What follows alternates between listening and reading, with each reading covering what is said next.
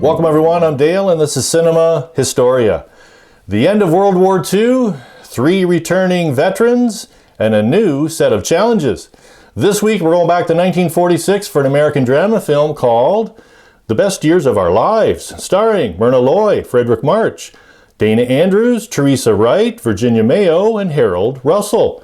And this is directed by William Wyler. So, where does our story begin this week? Well, our story begins in the Midwestern town of Boone City. It's the end of the Second World War and 3 veterans meet on a flight returning home. USAAF Bombardier Captain Fred Derry, played by Dana Andrews, U.S. Navy Petty Officer Homer Parrish, played by Harold Russell, and U.S. Army Sergeant Al Stevenson, played by Frederick March. The 3 veterans had very different lives before the war. Fred Derry was a drugstore soda jerk who lived with his parents in the poor side of town. Shortly before shipping out, Fred married Marie, played by Virginia Mayo, after a whirlwind romance. She has since been working at the Blue Devil nightclub and enjoying the extra income from Fred's military pay without much thought of her husband.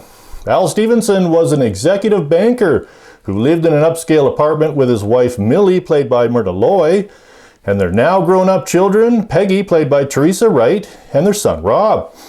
Homer Parrish was a star high school athlete living with his middle-class parents and younger sister. Homer had also been dating his next-door neighbor Wilma, whom he intended to marry upon his return. Upon arriving home, each man faces challenges integrating back into civilian life. Developing their friendships, they periodically meet at Homer's uncle's bar, Butch's Place, with little success in helping their personal troubles. Fred Derry, coming home to a loveless marriage, suffers PTSD or post-traumatic stress disorder. With flashbacks while sleeping and unable to find a better job, is offered his old job back at the same drugstore. Al Stevenson, tired and jaded from the war, is offered to return back to the same bank with a healthy promotion, but wrestles with alcohol.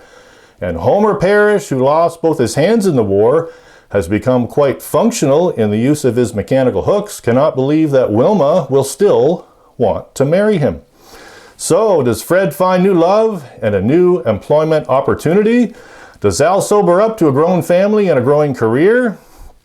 And does Homer find enough faith in Wilma to walk down the aisle?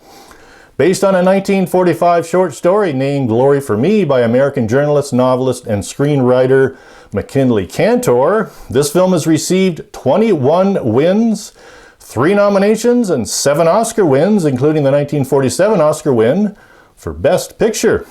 The Best Years of Our Lives was a massive commercial success, earning an estimated $10 million at the US and Canadian box office. This film was the highest grossing film of 1946, the highest grossing film of the 1940s decade, and remains one of the top 100 grossing films in US history. Yes, this is a heavy hitter and hits close to home for me. I had a few relatives in World War II, and everyone came back home, but I didn't realize what it was like to fit back into society until I watched this film. Highly recommend it. Our trivia question this week: was there an interesting graveyard in our film? Was there an interesting graveyard in our film? So, a little more history and the answer to our trivia question coming up next.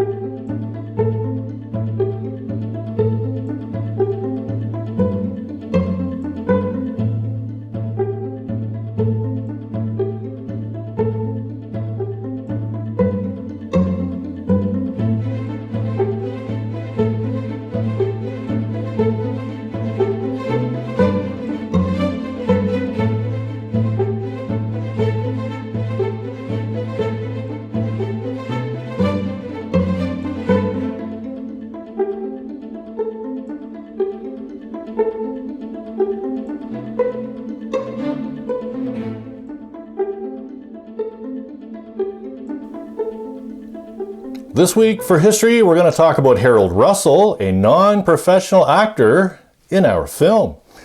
Harold Russell was an American World War II veteran and actor.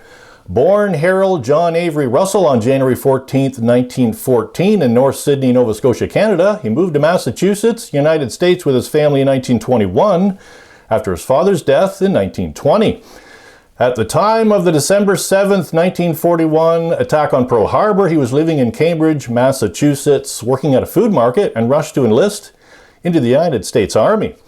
On June 6, 1944, while he was an Army instructor teaching demolition work with the U.S. 13th Airborne Division at Camp Mackle, North Carolina, a defective fuse detonated TNT explosives that he was handling.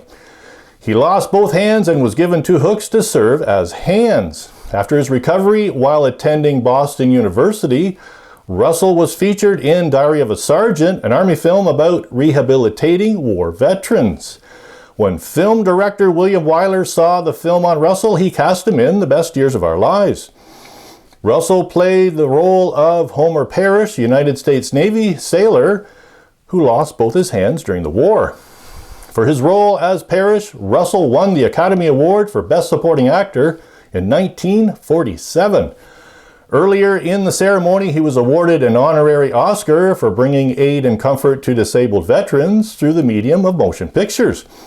The special award had been created because the Board of Governors wanted to salute Russell, a non-professional actor. It was the only time in Oscar history the Academy awarded 2 Oscars for the same performance.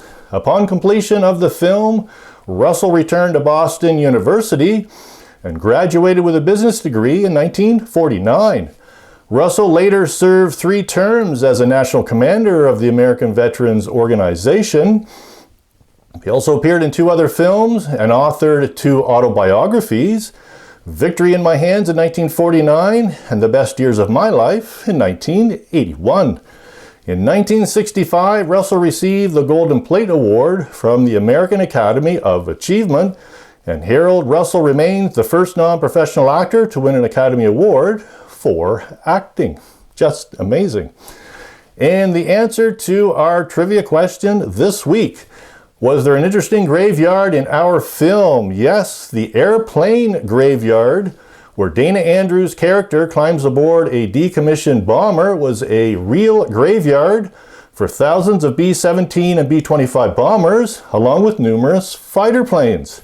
A salvage crew, as depicted in the film, was in real life dismantling the old planes to make housing for returning veterans, as the prefab housing industry was becoming a growing concern. Isn't that cool?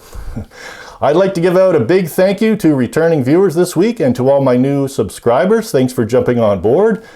And if you're not subscribed, please join them and click like and subscribe. I'd like to give out another big notification about remembering November 11th.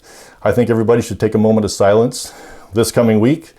And thanks for watching this video, everyone. I hope to see you back next week. Say, wait till I get home and tell the folks about this trip. I'm the first one in my family that ever rode in an aeroplane.